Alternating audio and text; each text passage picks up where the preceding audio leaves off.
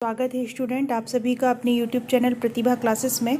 तो आज की इस वीडियो में हम देखेंगे क्लास 11 केमिस्ट्री का प्रश्न बैंक जो कि 2021-22 के लिए अपलोड किया गया है। इसके 4 चैप्टर हमने कंप्लीट कर लिए हैं। आज हम 5वें चैप्टर में पहुंच गए हैं और 5वें चैप्टर को देखेंगे कि इस चैप्टर से क्या आने वाला है। तो 5वें चैप्टर द्रव्य की अवस्थाएँ जो है उससे टोटल क्वेश्चन 5 नंबर का आने वाला है, जिसमें से 2 नंबर का एक क्वेश्चन और एक क्वेश्चन 3 नंबर का आने वाला है। मतलब इससे आपको 3 नंबर का एक क्वेश्चन और 2 नंबर का एक क्वेश्चन प्रिपेयर करना है। यहाँ पर इस चैप्टर के टोटल 19 प्रश्न हैं। तो 19 प्रश्न को एक साथ सॉल्व करने पे आप लोगों को काफ़ी कन्फ्यूज़न हो जाएगा और वीडियो भी काफ़ी लॉन्ग हो जाएगा। तो मैं यहाँ पर आपको स्टार्टिंग के 10 क्वेश्चन के आंसर दे रही हूँ। इसके बाद के जो 9 क्वेश्चन है उसके आंसर मैं अपने नेक्स्ट वीडियो में दूंगी।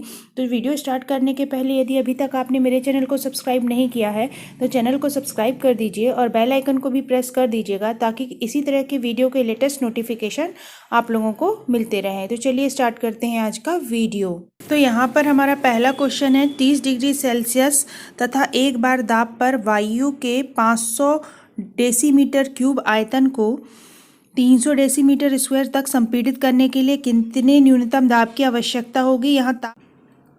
तो यहाँ पर एक ताप दिया हुआ है 30 डिग्री सेल्सियस जो स्थिर है और दाब एक ही दिया हुआ है P1 1 बार और 2 आयतन दिए हुए हैं 500 डेसीमीटर क्यूब से आपको चेंज करना है 200 डेसीमीटर स्क्वायर के लिए।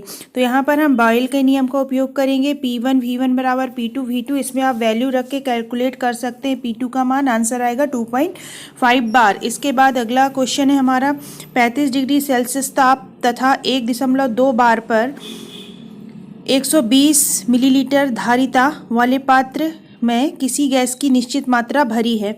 यदि 35 डिग्री सेल्सियस पर गैस को 180 मिलीलीटर धारिता वाले फ्लास्क में स्थानांतरित किया जाए तो गैस का दाब क्या होगा। यहाँ पर ताप देखिए दिया हुआ है 35 डिग्री यानी कि ताप स्थिर है।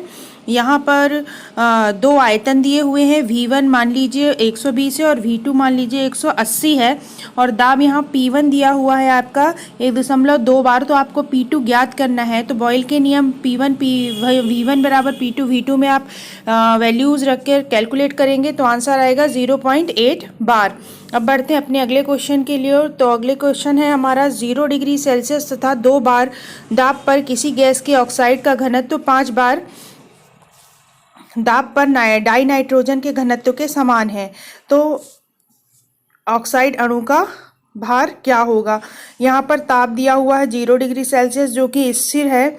मैं दाब दिया हुआ है किसके लिए, ऑक्साइड के लिए 2 बार दिया है और डाई नाइट्रोजन मतलब N2 के लिए 5 बार दिया हुआ है। ये आप ध्यान रखिएगा।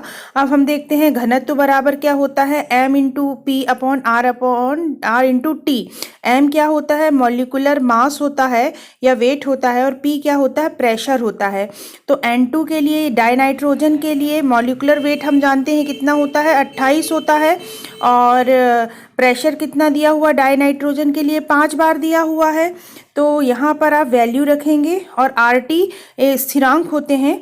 इसके बाद डाइऑक्साइड के लिए अपन देखते हैं ऑक्साइड के लिए दाब कितना दिया है 2 बार दिया है और मॉलिक्यूलर वेट अपन को कैलकुलेट करना है। तो डी ऑक्साइड बराबर क्या हो जाएगा 2 इंटू M अपॉन RT। अब देखिए प्रश्न में क्या दिया हुआ है, घनत्व तो समान है मतलब DN2 बराबर DX2 है प्रश्नानुसार। तो समीकरण 1 और 2 में यदि आपके लेफ्ट हैंड साइड बराबर हैं तो राइट हैंड साइड भी बराबर होंगे। तो हो जाएगा समीकरण 1 व 2 से 5 गुणित 28 बटे RT बराबर 2 गुणित M बटे RT। इसको सॉल्व करेंगे तो अपना आंसर आएगा 70 ग्राम प्रति मोल। ये आपका अणुभार होगा ऑक्साइड का। अब हम बढ़ते हैं अपने अगले क्वेश्चन की ओर। हमारा अगला क्वेश्चन है 3.32 बार पर 5 डेसीमीटर आयतन घेरने वाले 4.0 मोल गैस के ताप की गणना करना है। तो आदर्श गैस समीकरण क्या होता है, PV बराबर nRT। यहाँ R की वैल्यू दी हुई है। R की वैल्यू यदि ना दे तो आपको याद करनी होती है। R की वैल्यू ये फिक्स होती है 0.083 bar decimetre square kelvin inverse mol inverse. तो यहाँ पर आपको क्या निकालना है, ताप। तो टी को आप यहीं रहने दीजिए, बाकी वैल्यूज का पक्षांतर कर दीजिए तो पीवी बटे एन इंटू आर हो जाएगा। यहाँ पर आपका पी प्रेशर क्या दिया हुआ है 3.32 बार, वी आयतन क्या दिया हुआ है आपको 5 dm। इसके बाद आपका एन मतलब अणुओं की संख्या 4 मोल दी हुई है और आर की वैल्यू ये दी हुई है। सब रखकर आप कैलकुलेट करेंगे तो ताप आपका 50 केल्विन आ जाएगा। इसके बाद हमारा अगला क्वेश्चन है कार्बन डाइऑक्साइड तथा मीथेन का क्रांतिक ताप क्रमशः 31.1 डिग्री सेल्सियस तथा -81.9 डिग्री सेल्सियस है। तो हमें बताना है इनमें किसमें प्रबल आंतरिक आणविक आकर्षण बल है। तो इसका आंसर है क्रांतिक ताप जितना अधिक होगा गैस को उतनी ही सरलता से द्रवित किया जा सकता है। यहाँ पर आप देख रहे हैं कि CO2 का क्रांतिक ताप ज़्यादा है और मीथेन का क्रांतिक ताप माइनस में है, मतलब कि कम है। तो यह केवल तब संभव होता है जब अंतर आणविक बल मजबूत हो। चूंकि यहाँ पर CO2 का क्रांतिक ताप मीथेन से अधिक है, अतः CO2 में मीथेन से प्रबल अंतर आणविक बल होगा। इसके बाद अगला है हमारा वंडरवाल प्रचाल की भौतिक सार्थकता को समझाइए। तो वंडरवाल समीकरण यहाँ पर लिखा हुआ है, जहाँ पर ये जो A और ये B है ये वंडरवाल प्रचाल से इनकी भौतिक सार्थकता आपको बतानी है। तो वंडरवाल प्रचाल A की सार्थकता हम देखते हैं, इसका मान गैस के अणुओं में विद्यमान आकर्षण बलों के परिमाण की माप होता है। अतः A का मान अधिक होने का तात्पर्य अंतराण्विक आकर्षण बल का अधिक होना है। A का मान जितना ज़्यादा होगा उतना अधिक अंतराण्विक आकर्षण बल होगा। इसके बाद वंडरवाल प्रचाल B का मान जो होता है वो गैस अणुओं के प्रभावी आकार की माप होता है, आकार की माप होता है। इसका मान गैसीय अणुओं के वास्तविक आयतन से 4 गुना होता है। अतः A और B का मान उच्च होने पर गैसों को आसानी से द्रवित किया जा सकता है। अब हम बढ़ते हैं अपने अगले क्वेश्चन की ओर। तो हमारा अगला क्वेश्चन है क्रांतिक ताप, क्रांतिक दाब तथा क्रांतिक आयतन क्या है। तो सबसे पहले हम क्रांतिक ताप देखते हैं। किसी गैस का वह ताप जिससे अधिक ताप पर गैस का द्रवण कितने भी अधिक उच्च ताप पर संभव नहीं होता है उसे उस गैस का क्रांतिक ताप कहते हैं और इसे TC से प्रदर्शित करते हैं। तो क्रांतिक ताप क्या है, एक ताप है, एक निश्चित ताप है जिससे यदि ज़्यादा ताप हम कर देंगे तो दाब कितना भी कर ले लेकिन गैस द्रवित नहीं होगी। अब हमारा इसमें अगला था क्रांतिक दाब। तो क्रांतिक ताप पर किसी गैस को द्रवित करने के लिए जितने निम्नतम दाब की आवश्यकता होती है उसे क्रांतिक दाब कहते हैं, इसे PC से प्रदर्शित करते हैं। अब क्रांतिक आयतन, क्रांतिक ताप तथा क्रांतिक दाब पर एक मूल गैस का आयतन जो होता है क्रांतिक आयतन कहलाता है, इसे PC से प्रदर्शित करते हैं। इसके बाद हमारा अगला क्वेश्चन है आकार बदलने वाले गुब्बारे ऊंचाई पर जाने पर बड़े हो जाते हैं क्यों।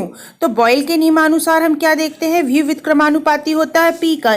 जैसे कि मतलब कि क्या है, जैसे जैसे प्रेशर कम होगा आयतन बढ़ता जाएगा।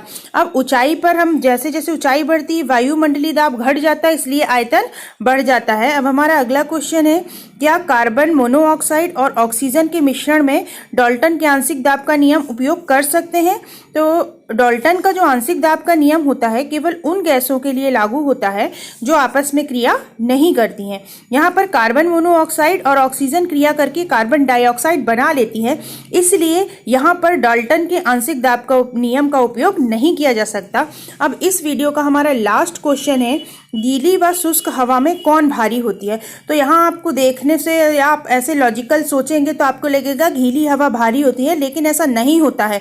गीली हवा से हमेशा शुष्क हवा भारी होती है। क्यों भारी होती है, क्योंकि शुष्क हवा का घनत्व जो होता है गीली हवा के घनत्व से अधिक होता है। तो ये था आज का हमारा वीडियो। नेक्स्ट 9 क्वेश्चन के लिए अगले वीडियो के साथ मैं आप लोगों के पास आऊँगी। इसी तरह के वीडियो के लिए मेरे चैनल के साथ बने रहें। Thank you for watching.